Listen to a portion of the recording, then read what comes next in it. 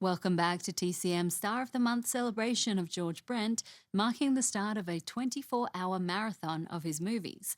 I'm Alicia Malone, and tonight's lineup features George Brent in a variety of roles: a foreman at a diamond mine, a crooked lawyer, a playwright searching for a third act, a war veteran, and, in our first movie, a calm detective.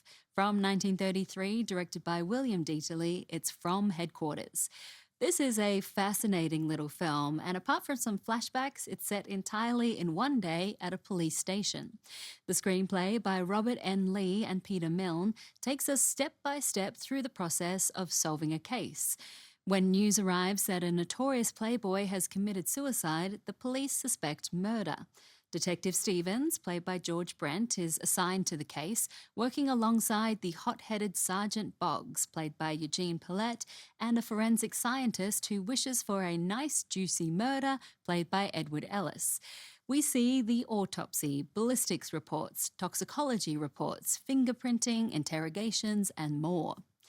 This was George Brent's third time working with director William Dieterle, following Crash from 1932 and Female from 1933, in which Dieterle served as an uncredited co-director alongside the credited Michael Curtiz. And unlike Curtiz, whom Brent described as a nice guy but difficult to work with — he was a screamer and a shouter — Brent said Dieterle was a good man and easy to work with. Let's take a look from 1933, also with Margaret Lindsay and Henry O'Neill. This is From Headquarters.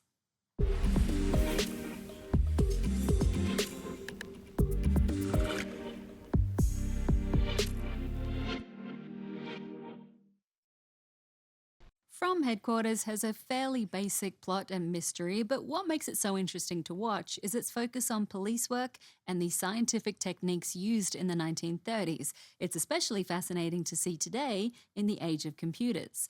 As the 1933 review in the London Times noted, there is nothing like strict attention to detail for giving an air of verisimilitude to an otherwise bald and unconvincing narrative. From Headquarters remains an early entry in the police procedural film genre, but it suffered from being released just a few months after another film, Bureau of Missing Persons. That procedural was more entertaining thanks to the direction of Roy Del Ruth and Pat O'Brien and Betty Davis's lead performance. All right, let's take a break and then return with more George Brent. Next, we'll travel to Africa to see Brent play a foreman at a diamond mine who has to go on the run when he is accused of murder. Stay tuned, I'll be back soon.